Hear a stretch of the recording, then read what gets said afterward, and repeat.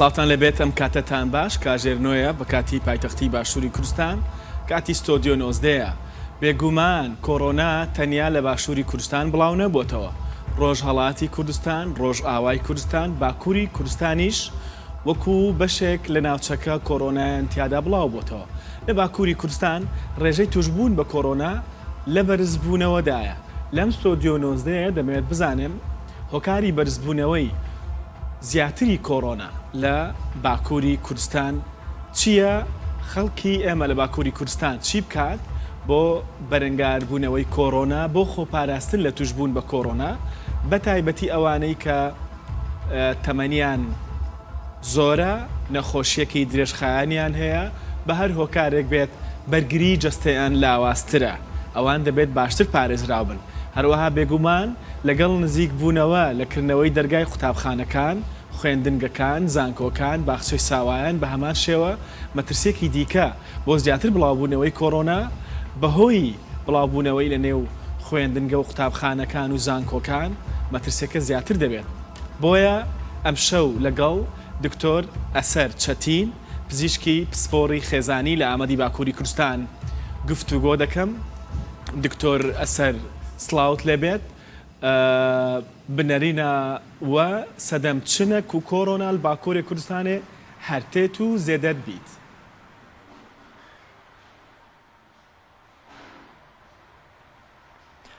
مرحبا ئێوار باش براستی هەرچقەس هاوینە و دهات پایین کو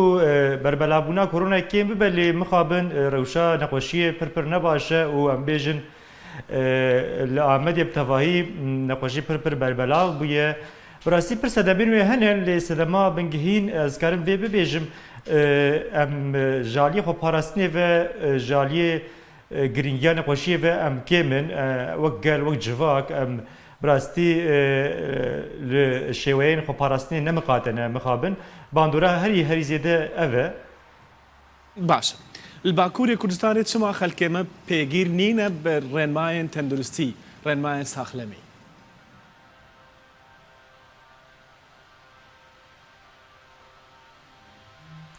یعنی براستی ئەv یەک مەژی ددە فکراندن یعنی گەلێمە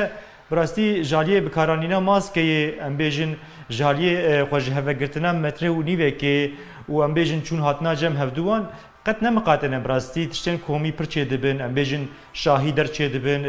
مخابن شین دەر کۆمیتێن کرێن شاهیە دەڕیس پر زێدەیە لۆماژی پرپر بەربەلاو دەبە و ئەم ببێژن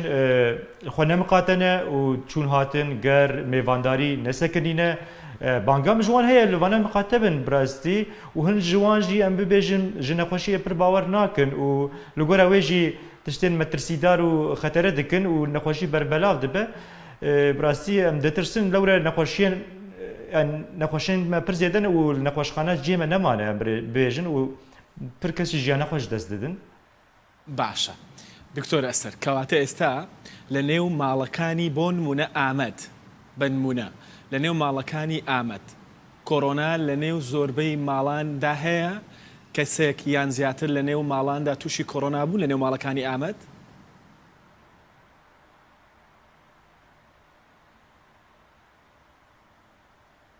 بەلێ بەلێ براستی ji ber ku nexweşxane dijene em bêjin di serwîsên krîtîk de giranxaneyan de cî tune ye serwîsê me jî bi nexweşên hengî girantir dijene pir kesên ku em bibêjin çavê me dibire li malê bê tedawîkirin an got tedawiya wan li malê bê kirin li malê tên şopandin tedawî tên dayîn dermanê wan tên dayîn û em bêjin pêşniyar ji bo wan tê kirin hewcê çi bikin çi nekin li çi miqate bin hayî ji çi hebin û li mala birastî jî pir nexweş hene و ji xwe hin nexweş hene em bêjin gazinciyên wan hene lê ji ber ku neçûne nexweşxanê ne test kirine ne jî em bêjin filmê sîngê tomografî kişandine meriv ji sedîset nizane nexweşin ew jî hene û li malan e birastî li malan nexweş pir tên şopandin باشە ئێستا لە نەخۆشخانەکانی ئامەد بە نمونە شوێنی داخلکردنی نەخۆشی زیاتر نەماوە بە تەواوی پڕبوون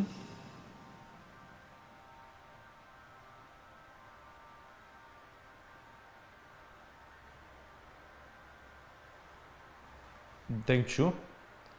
پرسا دایی منویست باشە دکتۆرە سەر پرسییم لە باکووری کوردستان شوێنی داخلکردنی نەخۆش بە تەواوی نەماوە تەواو نەخۆشخانەکان پڕن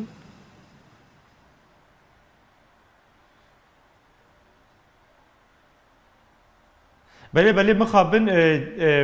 بپرانی جیت جی بونه نخوشیم پر گران ام بیشن گران خانه د سرویسین کریتیک تا تین شوپاندن جار نجبر کو جینا بینن مخابن جیانا خوش دستدن ام بیشن د سرویسان د کلینیکان د بهتر نخوشین نورمال نخوش ام د شوپینن لی وی وقتی د هنگی او قاسی گران خانه سرویسین کریتیک تجا بونه کو د سرویسین می نورمال د جیگین آسایی د جی نخوشین گران تین شوپاندن و مخابن حتی جیل ور و نبه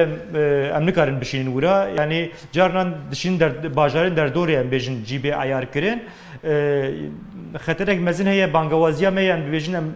پیشی لنخوشیه بگرن ام ریل بر بگرن ام ل خپارستنی مقاطبن کو لنخوشخانه ان جی به باشە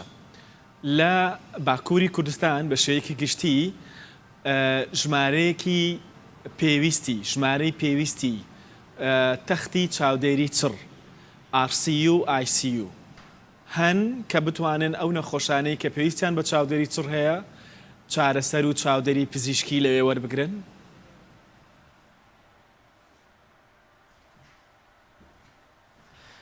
وەک گوتی ینی کەسێک و چاودێریەک خۆت ژوارە لازمە جیێن کریتیک تا بێن شۆپاندن مخابن جی پر جوار تونه نخوشخانه جبر کو پر نخوش هنه نخوشی پر بربلاف بویه لو ماجی او در تجبونه جین کو ونیرینک مزنتر گرانتر جوان حوجه پر تجنه مخابن یک جی دماج یا نخوش ده یا جی ام بیجن بخیر باش دبه پیوه جیوه دبه نخوش کی دن دکوشونه هین گران روش بوی آواییه براستی باشە ئێوە پسپۆڕی پزیشکی خێزانین کە توژبێکی کۆرۆنا دێتە لای ئێوە لە کلینیک یان نەخۆشخانە چۆن دەستنیشانی دەکەن نیشانەکان بە شێوەیەکی گشتی چین لەسەر توژبوانی کۆرۆنا لای ئێوە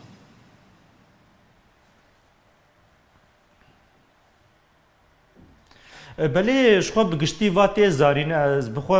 وکی پسپوری دکتوریا مالباتی پزیشکیا مالباتی دما لی پولیکلینیک پیشوازی نخوش دکم پیشی ام نخوش دن رخینن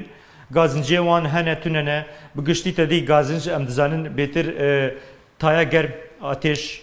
چه دبی کوکا زوا و ام ببیجن بهن چکاندن چه دبی سی حد گازنجین سرکنه وکی دنجی دهن کسان ده ام بیجن سر ایش چه دبی گوری و قرق دیشه انگولاش بگشتی دیشه ام بیجن هن کسان ده هندک کسان ده عمل و ذکرش چه دبی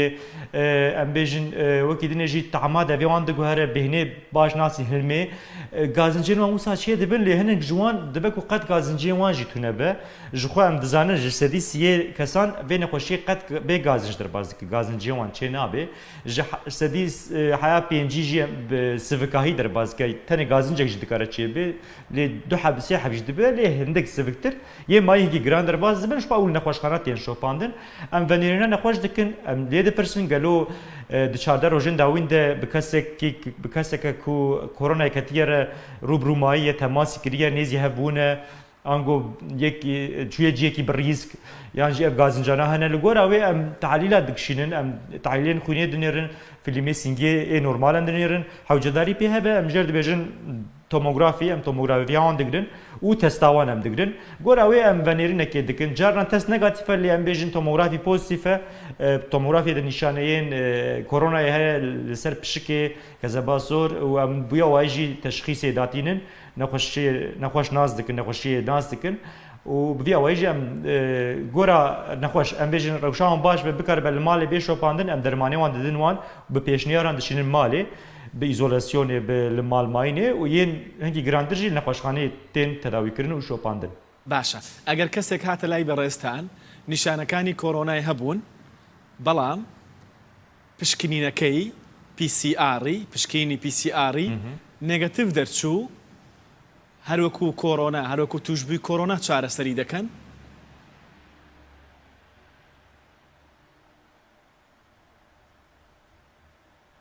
بفیرنگی یعنی شخوا ایروش غینی کسین بگازنج هاتن دکتور پیوژی کسین جواکی دا گش این کو بگازن جن امیش سریوانیش یا قرکوان گوریوان تایک وان هبو تایا گرم ام دبیجن کش وقتی کو کرونا بن یعنی ام بیست تفدیری هم بوی رنگی دیگرن ام تداوی تست پینه کنجی تست نگاتیو به گازن جی سوک بن یعنی گورا گازن جا سمپتوماتیک تداوی سمپتوماتیک تداوی جبو گازن جان ام ددنه و ام پیشنیار ددنوان ام دبیجن ونه وسا بکن نرن در و او بکن پر حوجداری پیوجی به نابرا جواکی فیزیکی مترونی وکی و ماسکه چار جاران مدکارن پیدویه خود بکن لی بگشتی وکه کو او بن ام دکن یعنی دبه کو جارنان تست نگاتیوش در کبر لوره نخوش بنجی نگاتیو در کبر جارنان زۆر باشە ئەگەر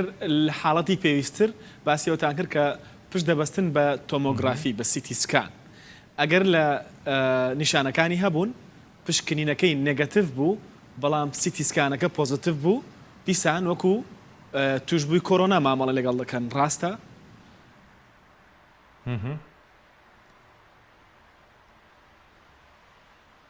بله تقاض وصيه جخوا جبوما توموغرافي او كو ام سينجي دكشين اب شكي كزاباسور ج بيسياري هين بقيمته ام بيجن دور دام نشانه ام ببينن بيسيار نيجاتيف بجي تستام نيجاتيف بجي اند فيجن او نقاشه او غوراويجي ام ريكي دشوبينن باشە ئێستا ئەگەر کەسێک لە باکووری کوردستان کە بینەری ئێمەیە توشبووی کۆرۆنا بێت لە ماڵەوە بێت لەوانە بێت کە پێویستی نەکردو بچێتە نەخۆشخانە یان شوێنی نەبووە نەخۆشخانە لە ماڵەوە چارەسەر وەردەگرێت چی بکات ڕێنماییت بۆ ئەوان چییە؟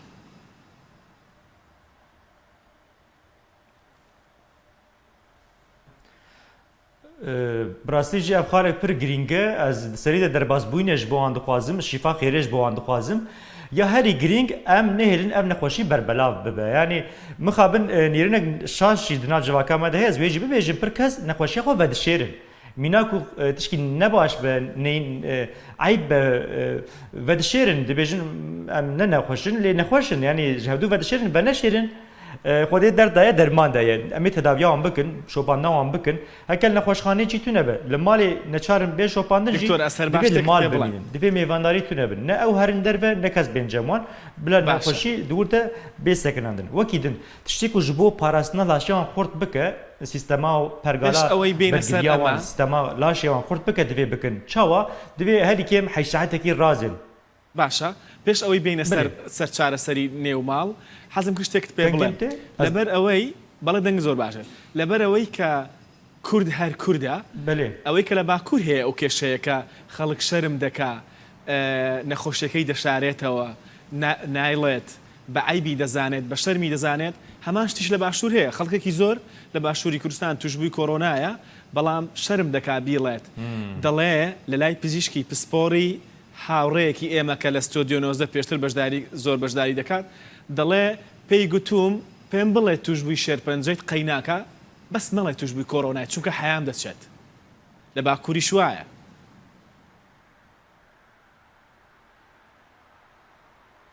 مخابن yani em xwe nêzik hevin yani civaka Kurd li ku derê dibe bila be bêjin nêzkatiya me nêzî heve mixabin pir kes yani wisa difikirin ez ji wan re tika dikim rica dikim ev tiştekî şaş e em bi zanistê re bi dunyaya re tev bigerin em li gor ew tevdîrên xwe bigirin van ne tişkî eyb e normal e yani em xebatkariyên tenduristiyê pir heb ji me nexweş dikevin mirov nexweş dikevin li dunyayê ve nêrînek şaş e ji bo ciwanê me jinên me biçûk keçikên me jî bi rastî em bêjin nexweş bin divê weke ku tişkî nebaş be kes neywan nexwazin ew bikin tiştên paşverû kevin nebaş nêrînên nebaş hene ez ji we tika dikim de ji van nêrînên şaş û pûç û nebaş berdin yani باشە ناجارێ هێشتا لێرەم کێشەیمانە لە باشترەوە کێشەیە ئەگەر کچیش تووشی کۆرۆنا بێت خوازبێنی هەردەچن ئەو کێشەیمانە جارە لێرە باشە ئەگەر بینە سەرەوەی کە لە ماڵەوەیە لە ماڵەوە چی بکات چۆن چارەسەر وەربگرێت چۆن مشوری خۆی بخوات چی بخوات چی بخواتەوە بچێتە بەرخۆر بۆ نمونەیان خەوی چۆن بێت خۆراکی چۆن بێت جوڵەی چۆن بێت لە نێو ماڵ چۆن هەڵسوکەوت بکات دەرگا بکاتەوە پەنجەرە بکاتەوە پاک و خایانی چۆن پارێزێت ئەمانە بۆ باسکە بۆ ئەوەی خەڵکی ئێمە لە باکووری کوردستان سوود لەو ڕێنمایانی بەڕێستان وەربگرێت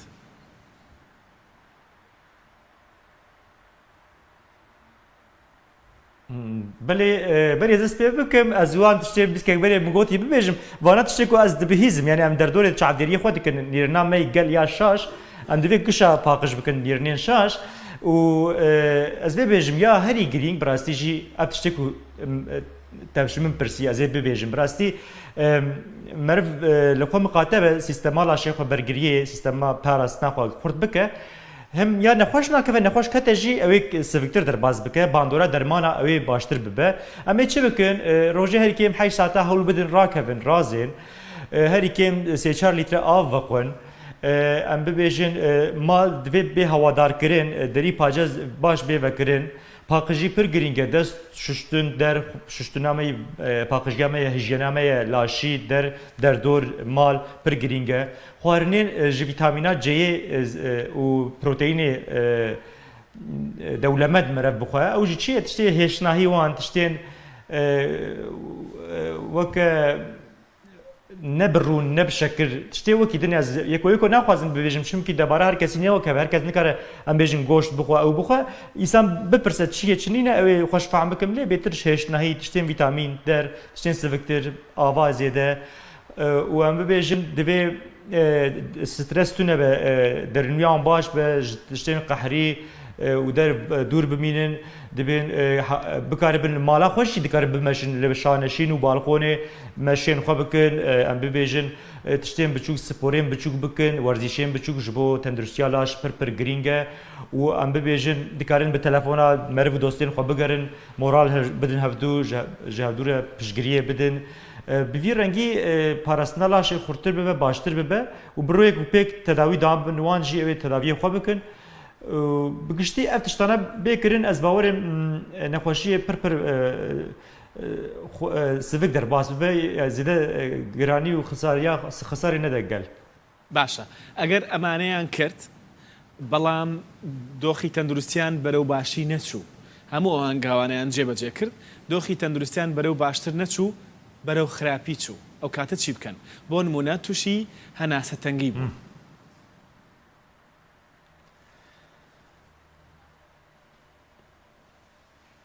بەێ ji xweş bûme ya herî girîn bêhintengî bêhintçikandine bi rastî heke bi vanare jî em bêjin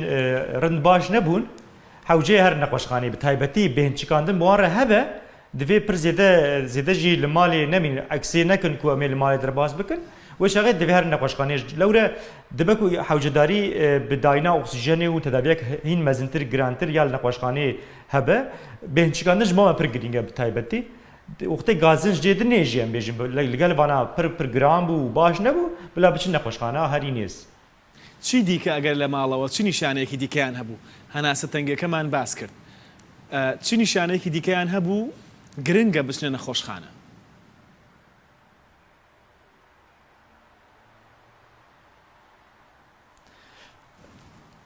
بله مگو یا هری گرین بهچکاندن لی ام ویژن تایوان جی نکهتن یعنی ام ویژن حباکو تای دخینه ایشه دکوجه دخولی ام ویژن تا ناکه تایا گرم ناکه دسنجرن قد ناکه او جی گرینگ ام ویژن یعنی که کام پر سیده ده به بهچکاندنی و دتر خوک وان پر عاجز دکه ده هر نخوشخانه یعنی اف گازنجه کو ام جبو کرونا کو گشتک ام ویژن پر سیده دوام کرد جانا وان بر عالی کرد دوی هرن امیش اشال اشیاء پر دیشه نکارن تف بگرن به طاقتن قدوم دل اشیاء وان دتونه به حالن نکار جیه خرابن پر زیاده دوام کرد دیساج دوی هرن یعنی وقتی من گویی کی جا گازنجا دب بلاوه پر زیاده بردوام کرد حوجه جبو وی هویه هر نخوشخانه لیا هری کو پر امجد ترسن بهن چگاندنه لوره ام ببیجن پشک وقتی زیاده گرام بو نخوشی گران در باز کرد بهنچکاندن چه بود دکاره روشن نخوش پرزو بگوهره بر به نباشی و مخابن باشە کەسێک جگەلەوەی کە هەستی پێ دەکا هەست بە هەناسەتەنگی دەکا دەزانێت هەناسەی تەنگە ئەوە تاو دەزانین هەناسەی تەنگە بەڵام دەکرێت کەسێک هەست بە هەناسەتەنگی نەکات و ئۆکسجینی نێوخوێنی دابەزێت ئەو کاتە چۆن بزانێت کە ئۆکسجینی دابەزیوە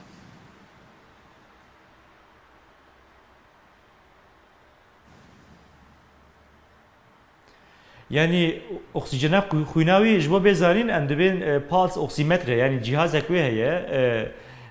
Alavek wê heye dikeve tilîkê û ji wir de tê xuyakirin ku ji sedî çiqas oksijen heye tuneye û ya ew bixwe ji sedî sed nikare bipîve lê şikdarî dikare biçe ser em bêjin kesên ku zêde hilma wan baş narûne bêhna wan bên çikandin çê dibe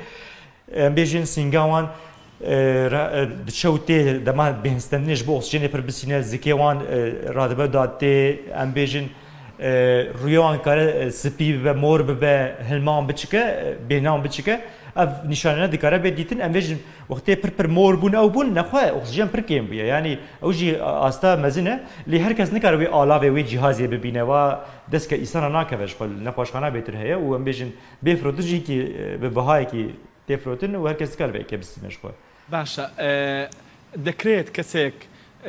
هەست بە هەناسە تەنگی نەکات و ئۆکسسیژینیشی دابەزی بێت شتیوە هەیە؟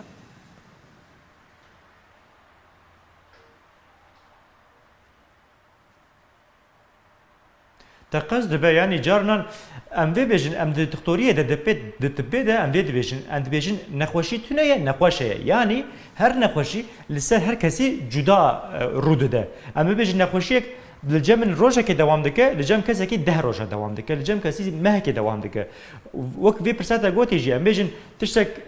bêhna min naçikîne ayekî diçikîne lê carnan em bêjin ew bêhn çikandin dibe ku ne hîskirin jî ji ber nexweşikên wan wekî din her wekî din dibe ku ew bêje qet tişkî ji normal e haya wan jê tune lê em bêjin oksijen ketiye yani carnan cem îsana cuda cuda rû dide tişt gazinc dema em bêjin rûyê wan em bêjin mor bû ew bû hilma wan rahet naçe û nayê ji bo oksijenê zêde bisîne xwe diwestînin bêtir zû zû bêhnê didin distînin evana ji diyar e ku oksijena wan kêm bûye. باشە چێ لە مەترسیدایە ئەگەر تووشی کۆرۆنا بێت ڕەنگە دۆخی تەندروستی خراپ تێک بچێت توشبووی کام نەخۆشی وە کام تەمەن و کام ڕەگەز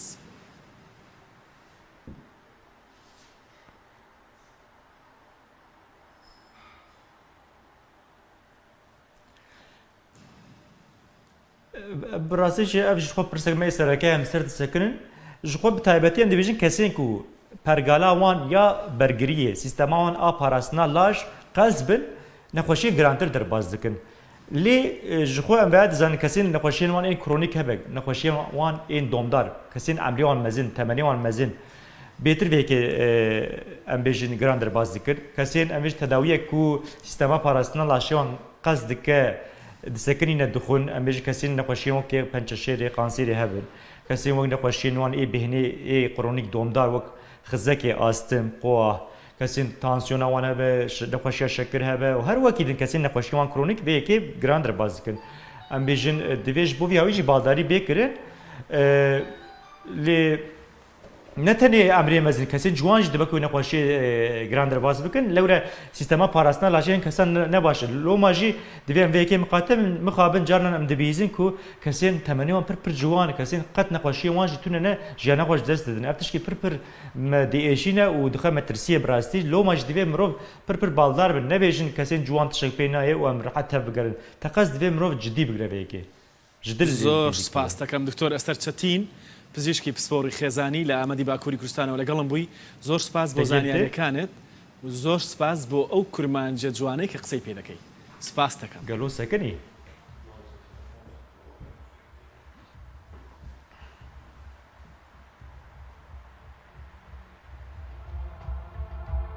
باشە زۆر سپاس بۆ ئێوەش کە تاوکو سە بە دیارمانەوە دانیشتون تەندروست بوو